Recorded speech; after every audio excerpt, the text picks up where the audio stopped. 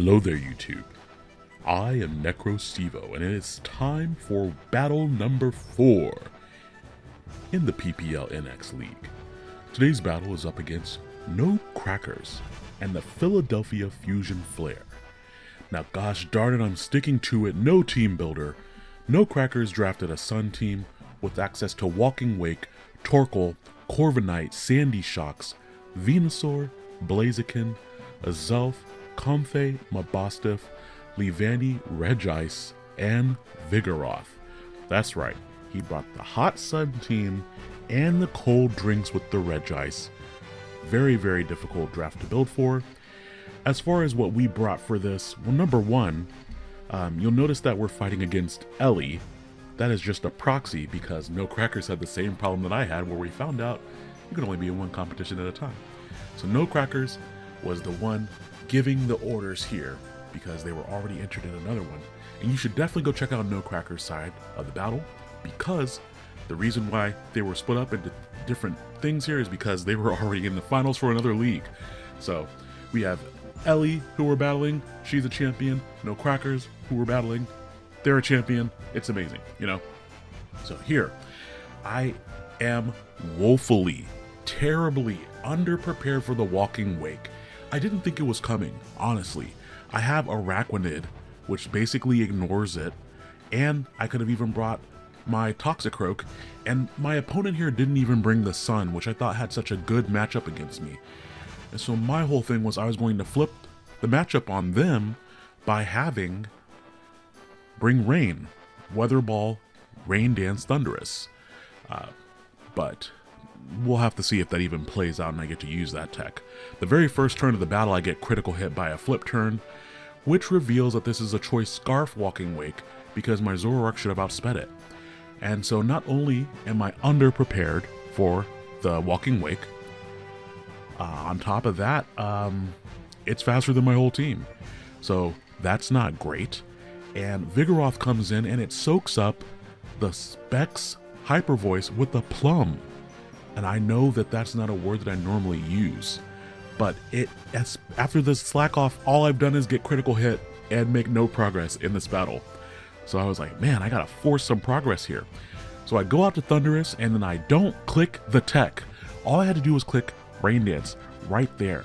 And then the Sandy Shocks would have been like, well, why did he click the Rain Dance?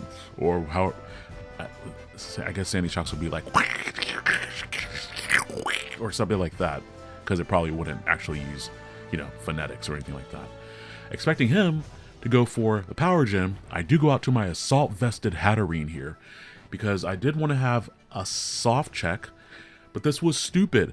Hatterene is the only thing that I have on my side that can check the Walking Wake, and I get obliterated here by the Heavy Slam. Oh, that felt so bad. I figured if he Flash Cannon, it wouldn't even do half, and I could lower his special attack and then Draining Kiss back up. Or he might swap to Corviknight, which is why I went for Mystical Fire in the first place. But I don't have anything to swap in on moves from Sandy Shocks. That is the one downside to the 6 that I've brought here. It's just 6 very outside of the Hatterene, but it's 6 much more delicate, fragile emo boys. So not great. Fortunately, when Hatterene goes down, we do get a free swap into the Weavile. I have finally learned my lesson, everyone, dudes, dudettes. Weavile has Pickpocket, so that way it does not say pressure when it enters the battlefield. It only took me 4 days to learn that lesson. No big deal. Also, this Weavile is one that I've had since I was in college. So this Weavile, I think I bred back in 2007, I want to say. But it's here, and in comes the Corviknight. You can see that Weavile is Life Orbed, and so I can do some serious damage here, but I do want to make sure that I keep the entry hazards off the field. I do take the opportunity to go out into my Torkoal, my Typhlosion. Torkoal's not here. My opponent did not draft Torkoal. They didn't need to bring it. And this is the flexibility of drafting well-crafted weather teams that don't need the weather. I really like this setup. Anyways though, also, did you guys notice that He has the Torkoal, the Venusaur, the Walking Wake. That looks very familiar. I'm just going to throw that out there. Once again, though, we are in the Vortex. We are in the Blender. He is basically able to just keep clicking U-turn and flip turn and just get on out of there every single time. And I can't really do anything about it because I let my Hatterene go down. So here we're going to make a call here and leave in the Typhlosion expecting the flip turn. And we do get that correct, because if he had just stayed in and gone for a Hydro Pump, Scald, then that would have very easily quenched the flames on Typhlosion's nape. So we do get in here and we go for the Scorching Sands, expecting him to swap out. We get a good amount of damage on the Sandy Cheeks, but seeing that damage shows me that it's very likely some sort of bulk investment. I was expecting to do more. I know I have AV here on my Pokemon, but I was definitely expecting to do more. And fun fact, if he had gone for Scald, it would not have KO'd my Typhlosion with the Assault Vest. It might have been better to go for Flame Charge there and then go for the Fire Blast. That might have done more damage overall. But alas, here I go out to my Choice Scarf Staraptor, expecting him to possibly go out to the Corviknight. If I can bait that in, then I can go for a close combat and see how bulky it is. If it's specially defensive, I might be able to KO it. If it's physically defensive, then I am going to... I will not be crying. No tears. It's raining. You can see here that that thing is definitely... It's not max physical defense, but it is invested. That did not do enough damage for my purposes here. So we're going to immediately swap out, hope that he goes for the Roost, or maybe the Steel type move. He does go for the Roost, and I was like, yes, okay, now's my chance. I am going to go for the Rain Dance this time, and I should have done that the first time. What is the point in bringing the tech if you are not willing to click it when it's time for it? We've learned that so many times from watching even Ellie battle, from watching Pokemon. When you bring the tech, you have to click it. Don't hold back. Embrace your instincts. Trust your dreams. Wait. Yeah, I said it right. Anyways, we do get to use Rain Dance Weather Ball on the spiky dude named Sandy Shocks. That was pretty satisfying.